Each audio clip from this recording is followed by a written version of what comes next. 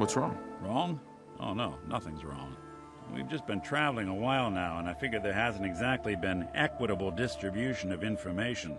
I've gotten a decent glimpse into your dirty laundry, but you still don't really know a whole heck of a lot about me. I figured I'd offer to balance the board. So, is there anything you want to know?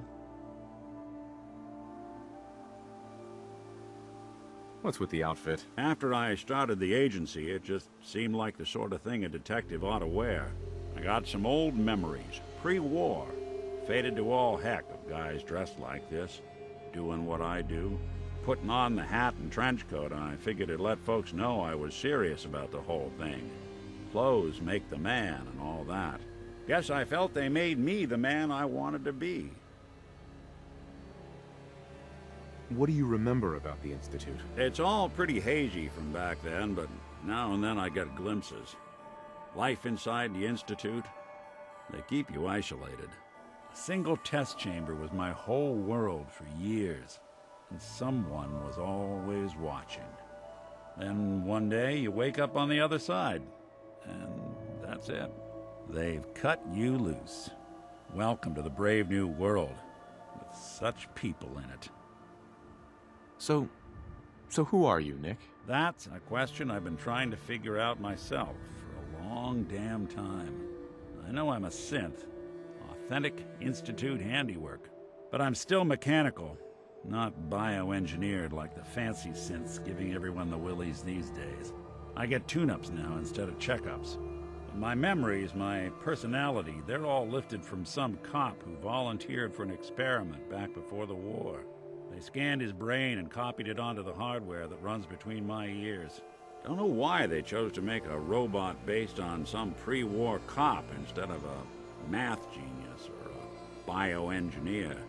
Hey, maybe that's why the Institute tossed me in the garbage instead of turning me into one of their people snatchers.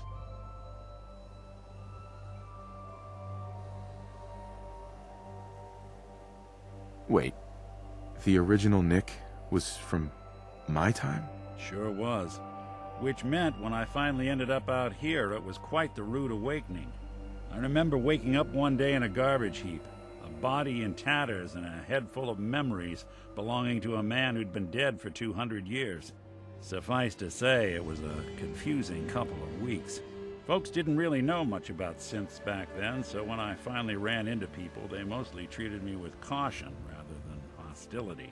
But the kids, they weren't afraid. I think his name was Jim. The first person to actually speak to me after I got the boot from the Institute. My first human contact in this world. Grilled me for an hour. Once they'd seen I wasn't going to hurt anyone, the other folks in the neighborhood came out to ogle the mechanical man. It eventually turned into a pretty swell soiree. The local mechanic even gave me a once-over, free of charge. Those people, they treated me like a human being. I've been trying to return the favor ever since. It's a surprisingly rare trait out here sometimes. It's something I've noticed you got a fondness for. Part of the reason I've stuck around this long.